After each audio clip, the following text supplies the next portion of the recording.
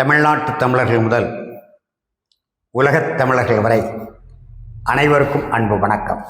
அன்பிற்கும் மதிப்பிற்கும் உரிய நம்பிக்கைக்குரிய தமிழர்களே, இன்றைக்கு நம்முடைய எரிதனல் வலையொலியில் அலசுகிற செய்தி என்னவென்றால், அண்மையிலே மறைந்த முன்னாள் முதலமைச்சர் திராவிட முன்னேற்ற கழகத்தின் தலைவர் ஐயா கலைஞர் தொடர்பான செய்தி தான்.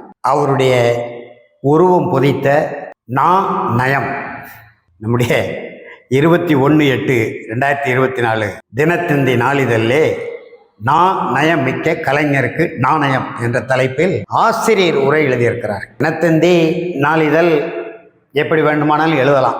பெரும்பாலும் நாட்டு மக்கள் நாளிதழை படிக்கிற பொழுது ஆசிரியர் உரை பொதுமக்கள் படிப்பதில்லை. எங்களை போன்ற அரசியல் களத்தில் இருக்கக்கூடியவர்கள் தான் படிப்பது வழக்கம். அதிலே சொல்லப்பட்டிருக்க செய்தி என்னவென்று சொன்னால், அவருக்கு 14 அகவை இருக்கும் போதே திருவாரூர் வீதிகளிலே, அப்போது இந்தியை ஒன்றிய அரசு திணித்த போது, ஒன்றிய அரசு என்றால் வெள்ளைக்காரர்கள் காலகட்டத்தில் ஒன்றிய அரசு திணித்த போது, ஓடி வந்த இந்தி பெண்ணே கேள், நீ தேடி வந்த கோளை நாடு இதுவல்ல என்று அவர் முழங்கியதாக, 14 அகவையில் முழங்கியதாக பதிவு செய்துவிட்டு சொல்கிறார்.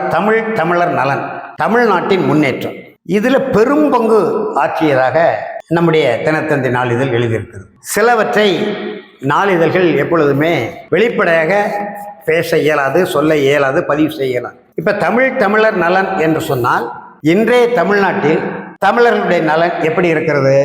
1967க்கு முன்பு 1947ஆம் ஆண்டு விடுதலை பெற்ற பிறகு 67 வரை 20 ஆண்டு காலம் பேராய கட்சி, அதாவது காங்கிரஸ் கட்சி, அந்த கட்சியின் தமிழ்நாட்டில் வலிமை மிக்க தலைவர் பெருந்தலைவர் காமராஜர் ஏறக்குறைய 10 ஆண்டுகளாக முதலமைச்சராக இருந்தார். அதற்கு முன்பு 2 ஆண்டுகள் மூதறிஞர் ராஜாஜி சென்னை மாகாண முதலமைச்சராக பதவி வகித்தார். பெருந்தலைவர் காமராஜருக்கு பிறகு பக்தவத்சலனார் ஒரு 5 ஆண்டு காலம் பதவி வகித்தார், 62லிருந்து 67 வரை. இப்படியான காங்கிரஸ் ஆட்சியில் இந்த நாட்டு மக்கள், தமிழ்நாட்டு மக்கள் என்ன வகையான நலனோடு இருந்தார்கள்? நான் அடிக்கடி பதிவு செய்கிறேன். அந்த காலத்திலே ஏழ்மை இருந்தது உண்மைதான், வறுமை இருந்தது உண்மைதான், வேலையில்லா திண்டாட்டம் இருந்தது உண்மைதான், எல்லாவற்றை விட அரிசி பஞ்சம் இருந்தது உண்மைதான், உணவு தட்டுப்பாடே இருந்தது. உணவு தட்டுப்பாடு இருந்த காலகட்டத்திலே இந்தியா முழுவதும் உணவளிக்க நாங்கள் தயார் என்று அமெரிக்கா சொன்னபோது அதை எதிர்த்து அறைகோல் விடுத்தவர் பெருந்தலைவர் காமராஜர். மானத்தோடு வாழ்வோம், உணவின்றி உயிர் துறந்தாலும் துறப்பமே தவிர பிறர் ஒருவனிடம் கையேந்த மாட்டோம், மானத்தோடு வாழ்ந்த மடிவோம் என்று சென்னையிலே மிகப்பெரிய கூட்டம் ஒன்றை ஏற்பாடு செய்து அறைவுகள் விடுத்தார் என்றெல்லாம் வரலாற்றில் படிக்கிறோம். ஆனால் அந்த கால தமிழர்கள் நல்லவர்களாக, வல்லவர்களாக, நாணயம் மிக்கவர்களாக, நீதிமான்களாக, ஒழுக்க சீலர்களாக இருந்தார். ஒரு ஊரிலே ஒரு நிகழ்வு நடக்கிறது. இப்போ நேற்று நடந்தது எங்கள் பாளையங்கோட்டையில். மிகுந்த வருத்தத்துடன் கூடிய, வலியை தரக்கூடிய ஒரு நிகழ்வு, ஒரு கொடுமை. ஒரே குடிக்குள் ஒரு நிலத்தை முன்வைத்து அந்த நிலத்தின் உரிமை தொடர்பான சிக்கலில் ஒரு வழக்குரைஞர், இளம் வழக்குரைஞர், 40 வழக்குரைஞர் வெட்டுப்பட்டு செத்து போனார். இன்னொரு வழக்கறிஞர் படுகாயத்தோடு மருத்துவமனையில் சிகிச்சை பெற்று வருகிறார். ஆதித்தநல்லூர், நம்முடைய பரபரப்பாக பேசப்படுகிற திரைப்பட இயக்குனர் மாரி செல்வராஜ், அவர் பிறந்த ஊரில் அவர் வகிக்கின்ற தெருவை சார்ந்த ஒரு தம்பி மாண்டு மடிந்து போனார். ஒரே குடிக்குள் நடந்த நிகழ்வு. இது எப்படி நடக்கு? இது போன்ற சிக்கல்கள், நிலம் தொடர்பான சிக்கல்கள் அல்லது பக்கத்து வயல் தொடர்பான சிக்கல்கள், வாய்க்கால் சண்டை, வரப்பு சண்டை என்று நாம் சொல்லுவோம். முடுக்கு சண்டை, அதாவது ஒரு வீட்டுக்கும் இன்னொரு வீட்டுக்கும் இடையே இருக்கக்கூடிய இடம் தொடர்பான, அல்லது கொடுக்கல் வாங்கல் தொடர்பான, அல்லது பெண் கொடுத்தல் எடுத்தல் தொடர்பான இப்படியான சமூக சிக்கல்கள் உருவாகும். உடனடியாக அந்த ஊர் தலைவருக்கு, நாட்டாமை என்று சொல்லப்படுகின்ற ஊர் தலைவருக்கு கொண்டு செல்லப்படும். யாராவது ஒரு புகார் செய்வார், அதற்கு ஒரு சிறிய தொகையை கட்டணமாக செலுத்த வேண்டும். அந்த கட்டணம் செலுத்திவிட்டால் உடனடியாக இரவு ஊர் கூடும். ஊர் கூடி ஊரில் உள்ள ஊர்க்கூட்டம் போடுவாங்க, அம்பலத்தில் வைத்து கூட்டம் நடக்கும், எல்லாம் தரையில் தான் உட்கார்ந்து பேசுவாங்க. பெரும்பாலான முதியவர்கள், பெரியவர்கள் இந்த கூட்டத்துக்கு வந்துடுவாங்க. வரும்போது 2 தரப்பாரையும் விசாரித்து உடனடியாக சுமூகமான தீர்வு காணப்படும். ஒரு விபரீதம் நடந்துவிடக்கூடாது என்பதற்காகவே நீதியை காலில் போட்டு மிதித்து விட்டு கூட சில முடிவை எடுப்பார்கள். அடுத்த நாள் அந்த பாதிப்புக்குள்ள அவனை கூப்பிட்டு அரவணைத்து, நீ கவலைப்படாதேப்பா, அவன் ஒரு மாதிரி எண்ணம் கொண்டவன், குணம் கொண்டவன், உங்கள் 2 பேருக்கும் உள்ள சிக்கல் ஊருக்குள்ள ஒரு அசம்பாவிதம் நடந்துவிடக்கூடாது. ஆகையினாலே உனக்கு பாதகம் போல் இருக்கக்கூடிய ஒரு தீர்ப்பை சொல்லியிருக்கிறோம். உன்னை ஊர் கைவிடாது, நீ கவலைப்படாம இரு. ஊர் உன் பக்கம் நிற்கும். இனி ஒரு வாய்ப்பு வரும்போது உன் பக்கம் ஊர் நிற்கும் என்று ஒரு நம்பிக்கையை விட்டு விடுவார்கள். சிக்கல் தீர்ந்து விடும். காவல் நிலையத்துக்கு கூட போக மாட்டாங்க. நீங்க பதிவேடுகள் எடுத்து பாருங்களேன். 1967க்கு முன்பு, இப்ப 8 கோடி பேர் இருக்கும், இப்ப 4 கோடி பேர். அதை வகுத்து பார்த்தால் தெரிந்து விடுமே. அப்படி தீர்வு காணப்படும். ஆனா இன்றைக்கு இந்த மது கொடுமை அதைத்தான் சொல்லுவாங்க. இன்றைக்கு 65 மொழி புரட்சி, வரலாறு காணாத மொழி புரட்சி, உலகம் கண்டிராத வகையில் மொழியை அடிப்படையாக வைத்து புரட்சி நடந்து முடிந்து அதன் விளைவாக திமுக ஆட்சிக்கு வந்ததோ 2 ஆண்டு காலம் அண்ணா முதலமைச்சராக இருந்து மறைந்தார். அதன் பிறகு சமுதாயத்தின் அடித்தட்டில் இருக்கக்கூடியவர் என்று சொன்னால் இன்றைக்கு பேசப்படுகிற பட்டியல் பிரிவு மக்களை சார்ந்தவர் அல்ல, அதனிலும் அடித்தட்டில் இருந்தவர். ஆனால் அந்த பட்டியல் பிரிவில் அவர் வரமாட்டார். அப்படிப்பட்ட சமுதாயத்தின் அடித்தட்டில் இருக்கக்கூடிய ஐயா கலைஞர் முதல்வராக வந்து 71 மக்களுடைய செல்வாக்கை ஆய்வு செய்வதற்காக ஓராண்டுக்கு முன்கூட்டியே தேர்தல் நடத்தி 184 சட்டமன்ற உறுப்பினர்களை பெற்று, அதற்கு அவர் மட்டுமே காரணம், அவர் மீதான நம்பிக்கை மட்டுமே காரணம் என்று சொல்ல முடியாது.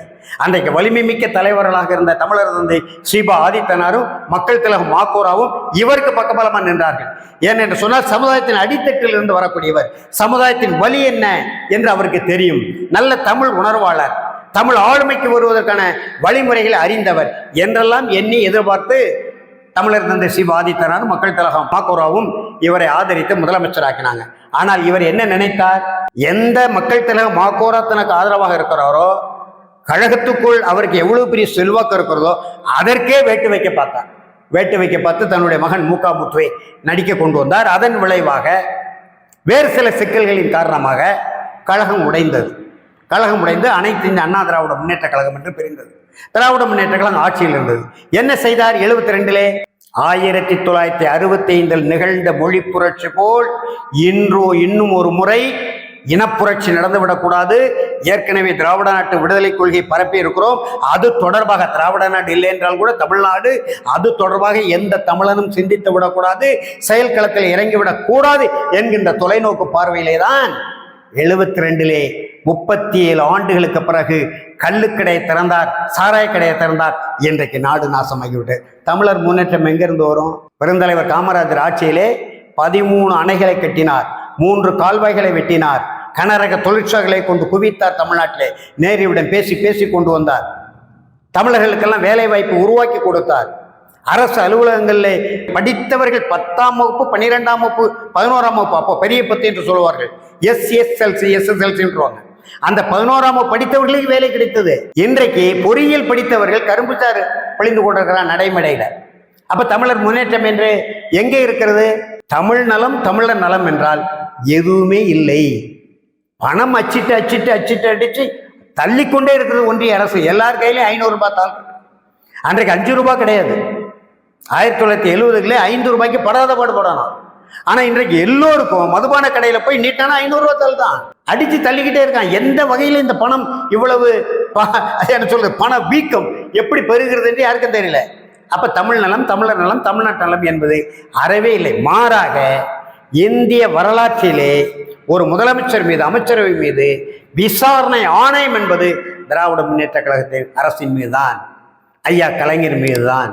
இந்த இருக்கு பாருங்க, ஒரு குமுதம் குழுமும் ஒரு புத்தகமே போட்டிருக்காங்க. இந்தியாவை ஒழிக்கிய ஊழல்கள், இது பாதி தமிழ்நாடு தான், பாதி தமிழ்நாடு திராவிட முன்னேற்ற கழக அரசை பற்றி தான் போட்டிருக்கிறாங்க.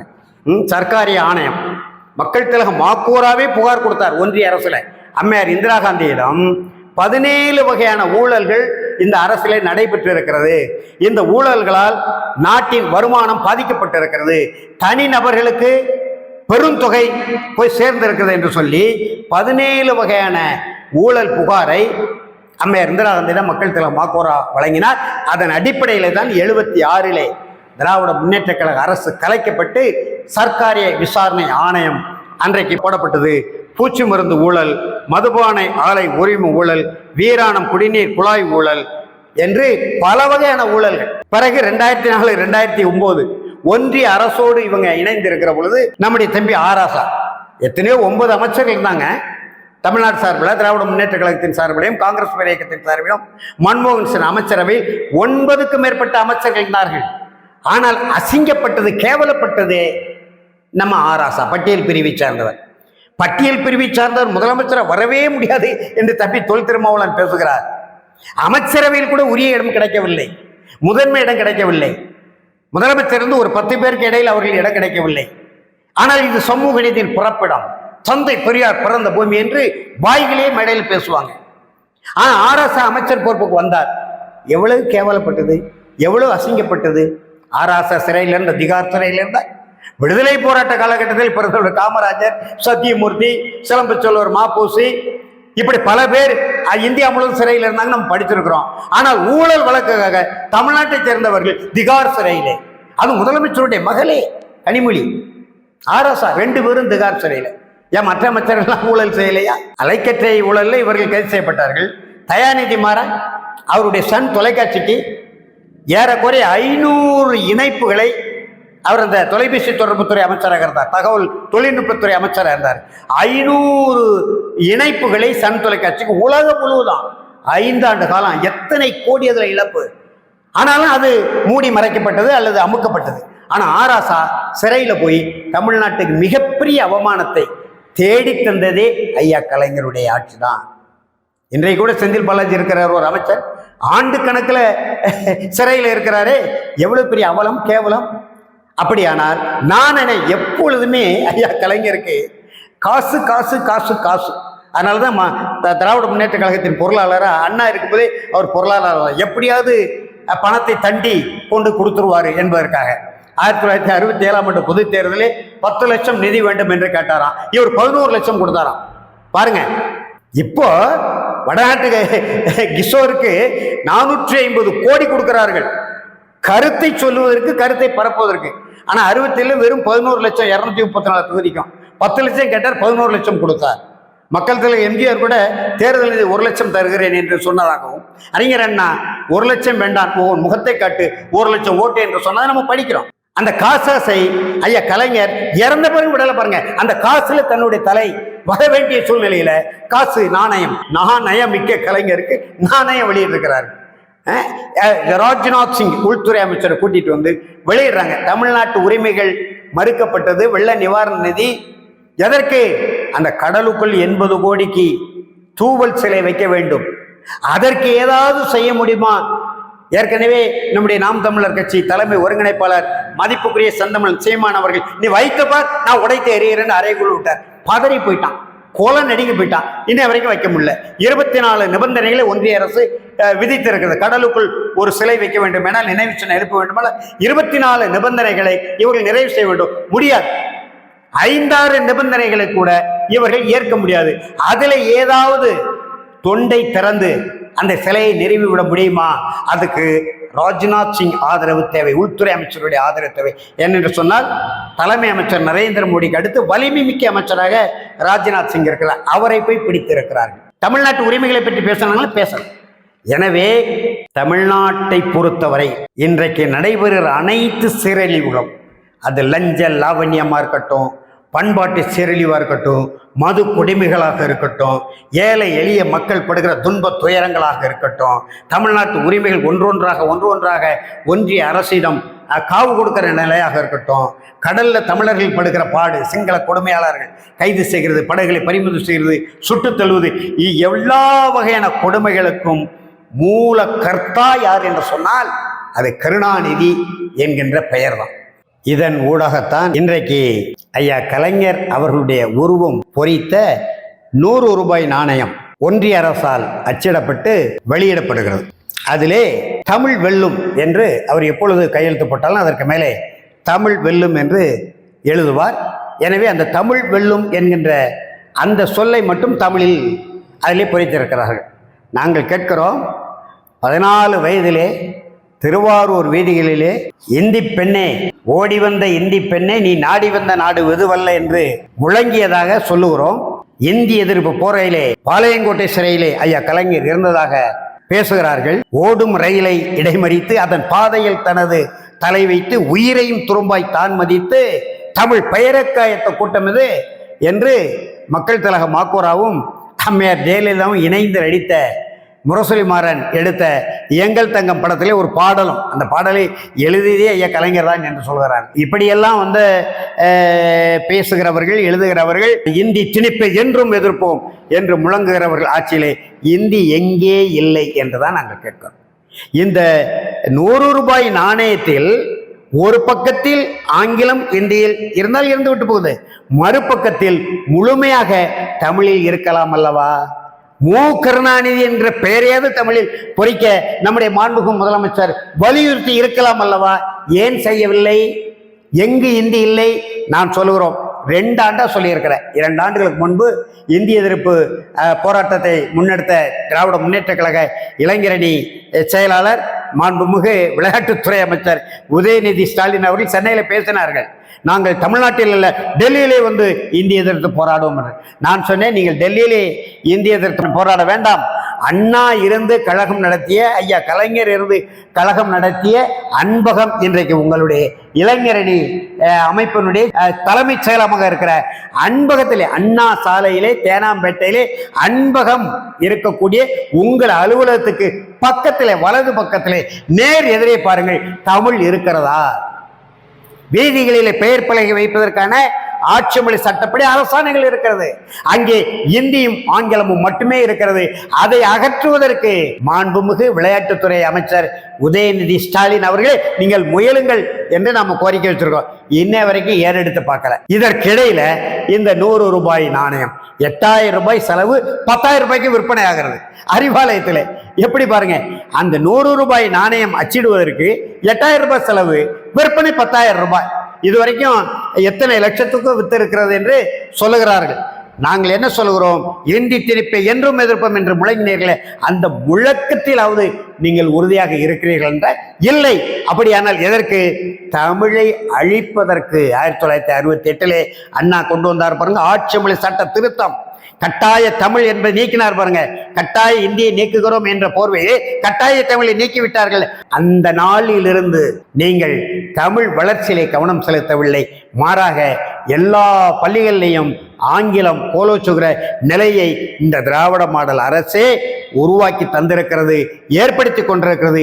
இதிலிருந்து விடிவு என்ன என்பதுதான் நம்முடைய தமிழ் தேசியம். எனவே தமிழ் தேசிய அரசியலை முன்னெடுக்க இன்றைக்கு தமிழ் தேசிய களத்தில் நிற்கக்கூடிய அனைத்து தமிழ் தேசிய போராளிகளையும் இன்னமும் தீவிரமாக இதிலே நாம் கவனம் செலுத்தி தமிழ் தேசிய அரசியல் வெல்ல வேண்டும்.